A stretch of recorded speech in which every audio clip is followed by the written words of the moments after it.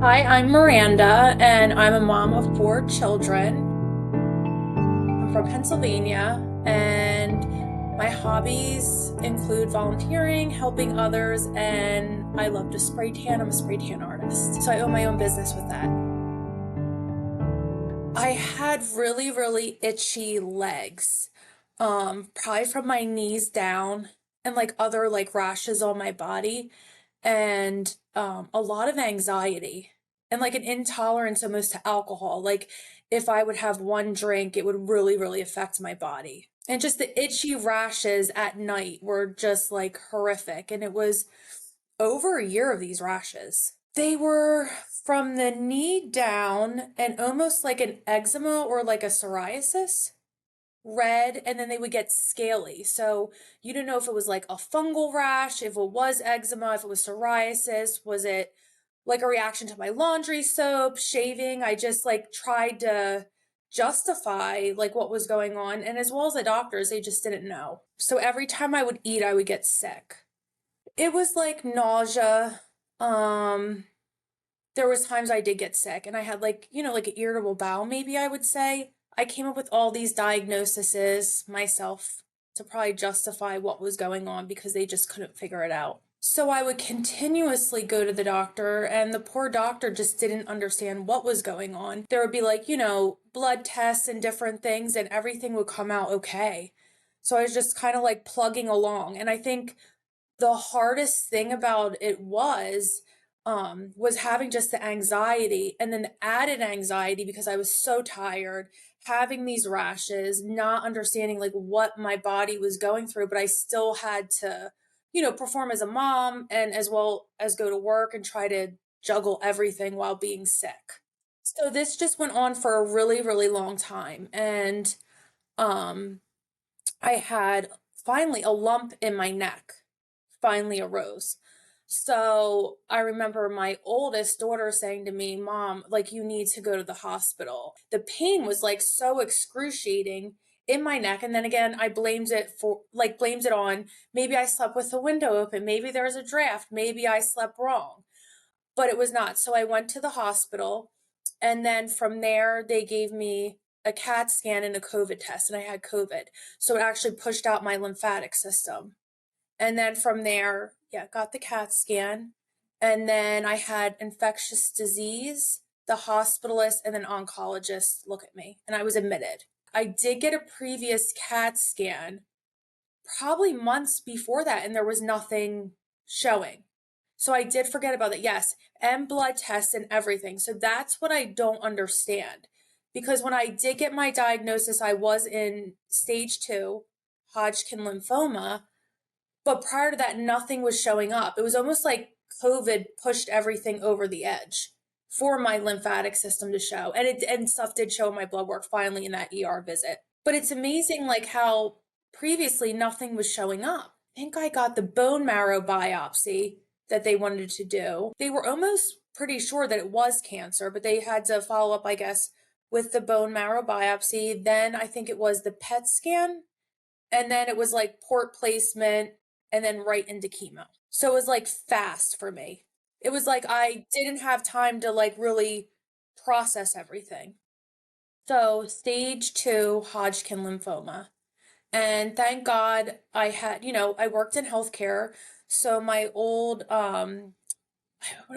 what I would call her, not like nursing supervisor. We worked together, that we were colleagues. She went with me to my appointment because I just wanted to make sure, number one, I was like processing everything and I wanted to like write everything down, but I needed to like, another set of ears to be listening and to try to like guide me through it. But the staff was very, very kind. They were very nice.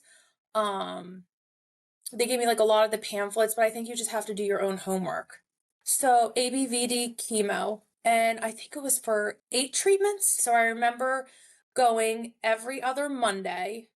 I would get my treatment, and then I would have to like wait out that 2 week period, and I would be like just on the verge. I would get sick, and then I was just on the verge of getting better, and then boom, I had to be thrown right back in treatment. So it's kind of hard because you know what you're facing, but you have to keep going and going.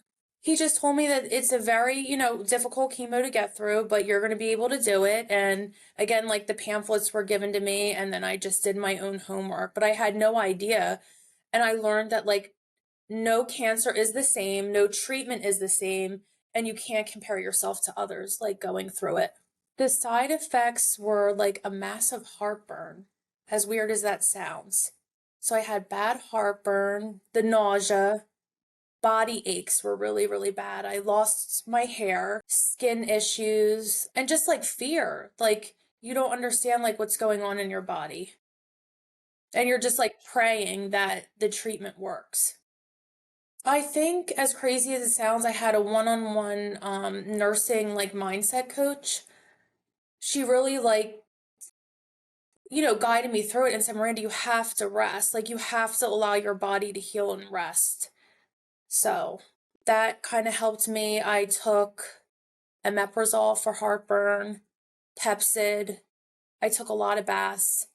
Um, and I just think, yeah, I just had to practice a lot of self-care. And I did a lot of self-discovery through it, as crazy as it sounds. It was almost a relief for them too, in a way. I mean, it was so scary, and they had to like process all these different emotions um through the cancer, but I think it was hard like telling them. And it's difficult because you hear cancer and you think it's like so like it's a death sentence. And we went to Gilda's, the greater cancer community of like Philadelphia, but we were there every Tuesday, and we met with like other people that had cancer, and they had groups for the kids. So that was like really, really helpful. But it was just hard. I had to have like a big support team, and I was really thankful I had like a meal train and just a lot of support through the community. The hair loss was very, very, very challenging. I had really long blonde hair prior to my diagnosis. It was thinning though before I found, out my cancer diagnosis, but I did end up losing it. So it's really hard for me to talk about. I ended up having my daughter shave my hair, and like, no, at first I would gradually cut it, and then it like became painful. So I did end up shaving it all off, and that was really hard. And then it grew back in, which it grew back in really dark and really curly. And it's like you're looking in the mirror and you're like, who is this? This is not my hair. So I ended up, coloring it and wearing hair extensions. The kids cried when my hair went back to blonde because it was like difficult because they're like seeing their mom bald, then they're seeing like this massive, thick, dark hair growing in. And then it was like when I colored it, they were like crying and so relieved. They're like, my mommy.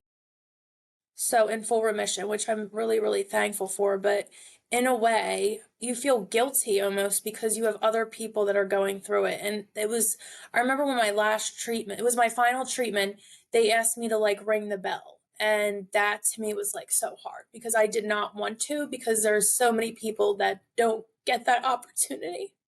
And that's like hard for me. You almost feel like, like a guilt. Like I do agree with that, like survivor's guilt. Like you want to tell your story, you want to help other people, but at the same time you feel guilt inside. Like, why was I healed and not somebody else?